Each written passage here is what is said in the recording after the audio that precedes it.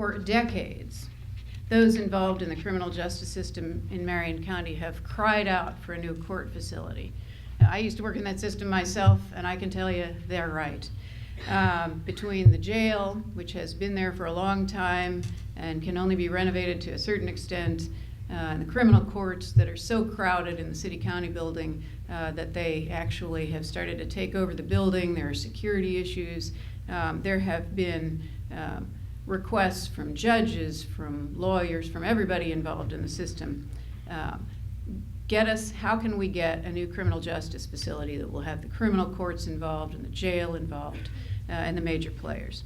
The need has been apparent for at least 3 decades, but the details of how to make the dream a reality never seemed attainable. Many of you recall that a few years ago, the Progress Committee established a criminal justice facility task force to study not the need, we knew that was there, but the feasibility of constructing and financing a new Marion County Criminal Justice Center.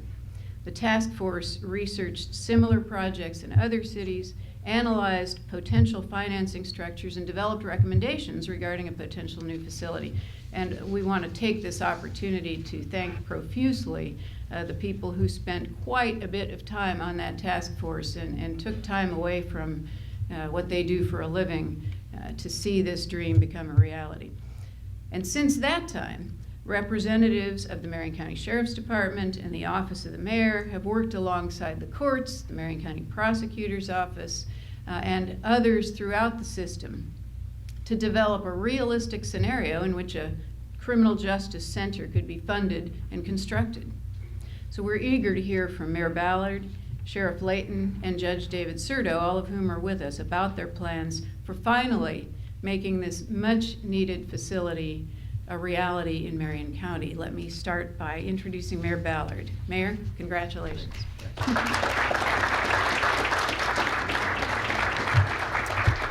Well, thank you. And Adam, I hope it's warm in the old City Hall.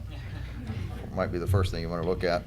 But the first thing I really want to do today is to thank Gypsy. We would not be at this point without your brains and without your collaboration. Putting this together is very important. I don't know how many times that I've seen Gypsy board members up there on the 25th floor in the last few years working on this issue, and it's the reason we are here today. And so I want to thank you, Deborah and Ellen, and so many other people for doing so much good work on this, because we wouldn't be here today without you. The need to improve the delivery of justice in Marion County has been studied 11 times in the past 35 plus years. And the last study, led by this group, confirmed what the others already said: something needs to be done. Without question, the need is real. Our jail and our court facilities are aging and they're inefficient. They are spread across multiple locations.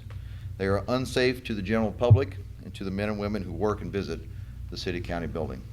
I will let the sheriff give you more specifics, but in a nutshell, the jails are old and they are not built to modern standards. The result is that it requires at least twice as many guards to monitor our inmate population than is needed in a newer facility. That costs taxpayers money.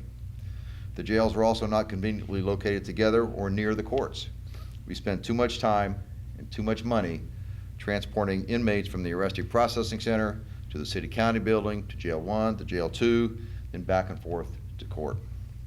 The distance between these facilities also means expensive and unnecessary duplication of basic services. We have multiple kitchens, laundry rooms, and medical facilities that must be secured and staffed. It's simply a waste of money and precious resources to operate multiple facilities when we can do the job with just one. Finally, Indy has been lucky, very lucky. The city-county building was originally built to house 16 courtrooms.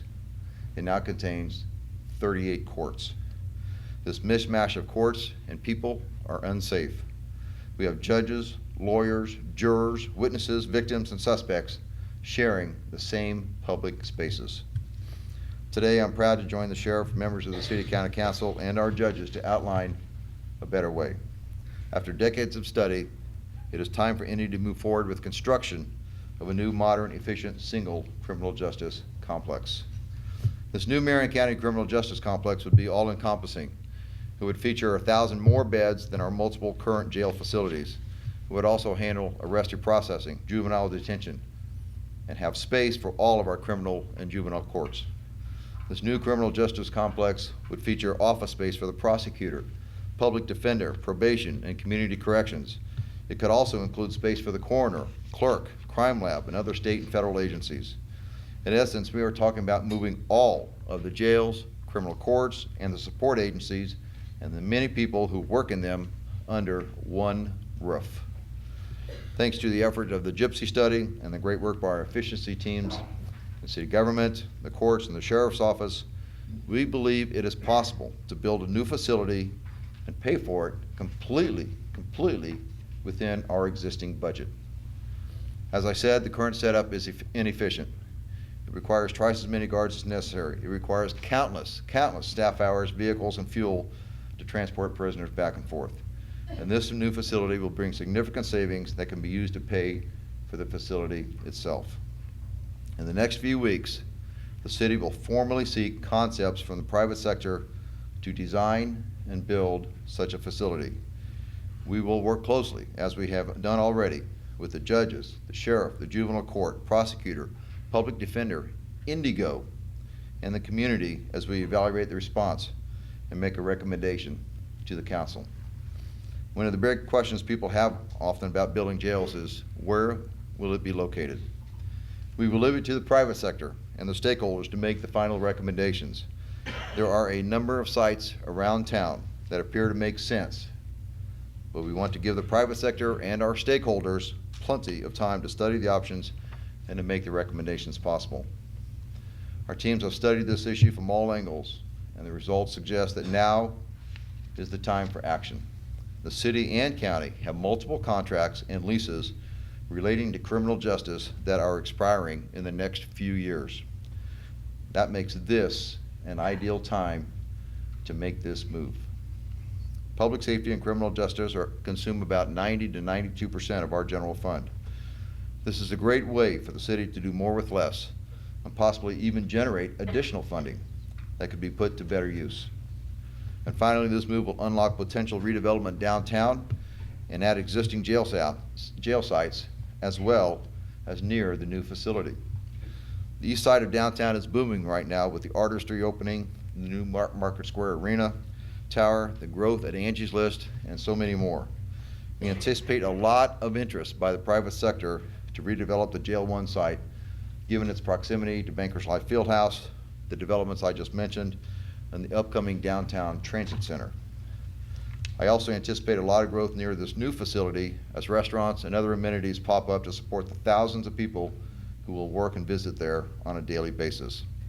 Also, many law offices that cater to the criminal courts will want to locate near the Justice Center, so that it will be a big draw for developing the area around the new Marion County Criminal Justice Complex. As I said earlier, I really want to thank Gypsy for its work on this issue in the past few years, and I want to recognize our other partners who have been key to reaching this point. I'd like to introduce now one of those partners, Judge Serto, the presiding judge in Marion County, to speak about this initiative from the court's perspective. Thank you, Judge.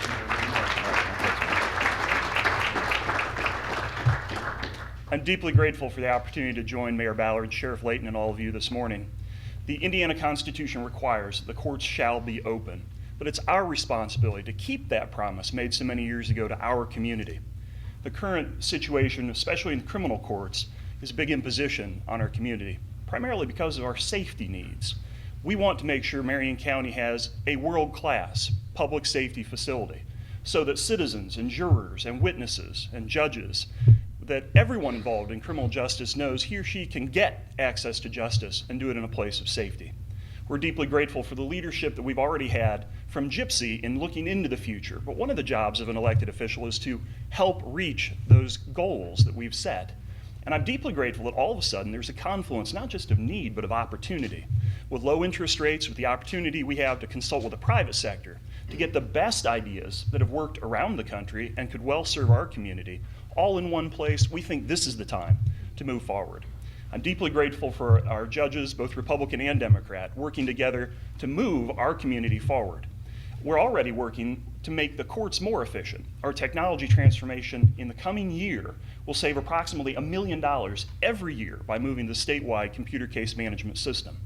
We hope that as we get closer to a paperless system, we'll have a facility designed for modern court operations that will improve, again, that access to justice that we promised so many years ago to all of our citizens. So I'm deeply grateful this morning to be part of this program. Mayor, Sheriff, thank you very much for your leadership, but I'm very excited about what we're going to hear from the private sector so that we can learn lessons that people have made all across the country, but also avoid the mistakes that they've endured too. Thank you all for your support.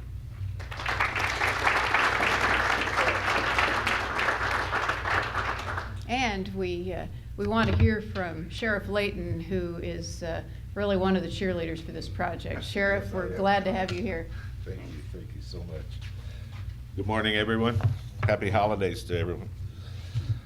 First and foremost, I'd like to thank Mayor Greg Ballard and his staff for gathering us here together with Gypsy to try to get a job done that has been long overdue here in Marion County and the city of Indianapolis. The concept of a modern, properly designed criminal justice complex has been bannered for several years in Marion County and Indianapolis. There's always been fairly widely held consensus that it was both necessary and desirable. Different groups ranging from the Bar Association to the Greater Indianapolis Progress Committee itself. We've all been critical of the situation that we are involved in now with our criminal justice system. And all have reviewed the need and considered potential solutions. And as I always say, there are no problems. There's only solutions. And I appreciate everyone coming together today to find those with this new complex. I thank David Rosenberg, who, from the mayor's office, who has, well, he's been a saint on this project, putting it together, making sure that all the parties are involved, that there's inclusiveness. The history of the Marion County criminal justice system is not pretty. I know I've been around it about 40 years. The original site of what we call now Jail 1 was built in 1965, and by 1972 it was desperately overcrowded. The ACLU filed a federal lawsuit against the Marion County Jail at that time. The federal court quickly ruled that the conditions were indeed unconstitutional. The parties fought in court for years. Ultimately, in 1985, an addition to the jail was added to double the capacity. However, it failed. It failed to address the real solution, which was judicial processing. By 1996, Jail 2, another 1,000 inmates on East Washington Street, was added to the system. The federal oversight continued. The judicial processing was not addressed at the time. And by 2003, there were inmates held at Jail 1, Jail 2, the City County Building, Community Correction Annex. Jail cells built for 2 routinely held 5. Jail 1 had more than 600 inmates over constitutional capacity. I remember those days. We'd have inmates on the floor in what we called boats. They didn't even have a bed. Everywhere throughout the jail. Terrible situation.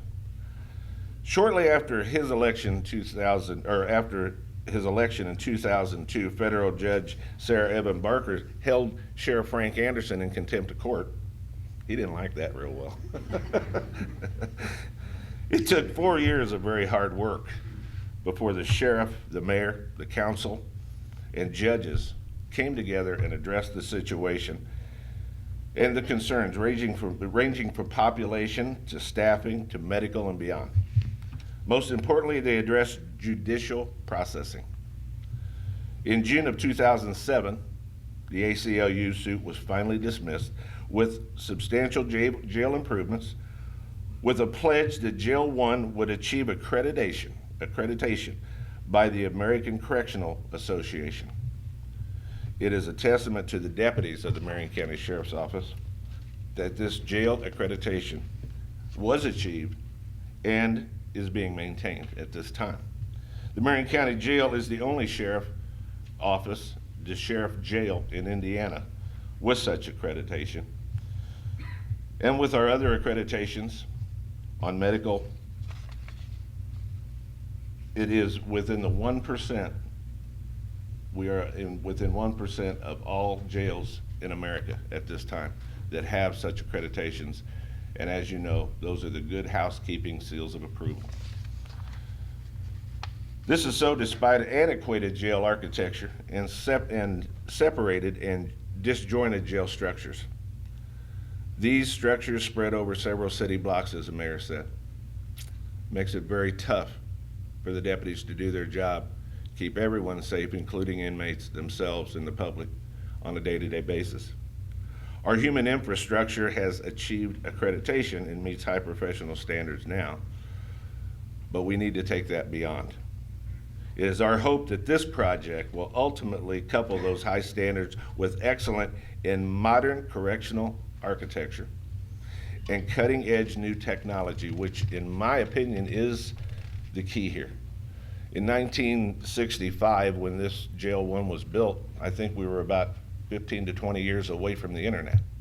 You can imagine the technology that has come about since then that is allowing jails and correctional facilities across America to downsize on their staff and at the same time keep the inmates, the public at large, so much safer from escapes and assaults, these kind of things. Efficient and effective modern architecture. Think in terms of the beautifully designed new Indianapolis International Airport or our new hospital. Or simply note Henry Ford, when he built the Model T Ford. It cost $850 to build that, the first one. Afterwards, because of an assembly line and people working together, that price dropped to $250. I'm confident that the new criminal justice complex will help streamline the judicial process and save the taxpayers millions of dollars at the same time. At the end of the day, the jail is simply a holding place for those awaiting trial. Of the 2,300 in the system today, inmates, less than 300 are convicted of anything and serving time. Thus, the improvements throughout this judicial process itself will result in additional savings as arrestees and inmates are processed quicker. Justice delayed is justice denied for the innocent as well as the victims of crimes. Plus, delayed justice is expensive, an expense that we simply cannot afford anymore. In conclusion, I would like to thank all the stakeholders in the criminal justice system for coming together on this project. I'm certain that Judge Sarah Evans Barker is still watching the jail and what we do here. Perhaps our unified efforts will help erase the sad legacy, 35 years of litigation over a broken criminal justice system. I wish the task force Godspeed, good luck, and happy holidays to all. Thank you very much.